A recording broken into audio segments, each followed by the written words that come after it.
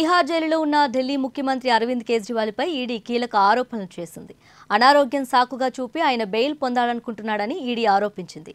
Sugar level పెరిగేలా కేజ్రీవాల్ జైలులో బంగాళదుంపలు, మామిడి పండ్లు, స్వీట్లు తింటున్నారని, చక్కెరతో కూడిన టీ తాగుతున్నారని రౌస్ అవెన్యూ కోర్టుకు ఈడీ తెలిపింది.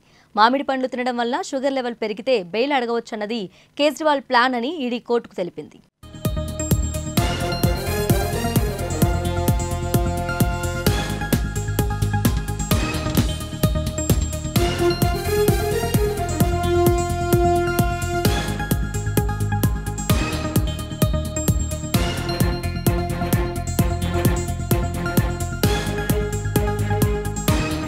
అటు అరవింద్ కేజ్రీవాల్ తీసుకుంటున్న డైట్ నివేదికను సమర్పించాలని తీహార్ జైలు అధికారులను కోర్టు ఆదేశించింది.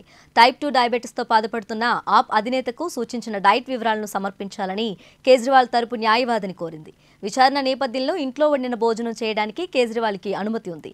అయితే వైద్యపరమైన కారణాలతో బెయిల్ కోసం అధిక చక్కెర ఉన్న ఆహార పదార్థాలను తీసుకుంటున్నట్లు ఈడీ పేర్కొంది. అయితే ఈడీ ఆరోపణలను కేజ్రీవాల్ తరపు లాయర్ వివేక్ జైన్ కొట్టిపారేశారు. కేవలం మీడియా కోసమే దర్యాప్తు సంస్థ ఈ ఆరోపణలు చేస్తుందన్నారు. ఇక కోర్టు తదుపరి విచారణను రేపటికి వాయిదా వేసింది.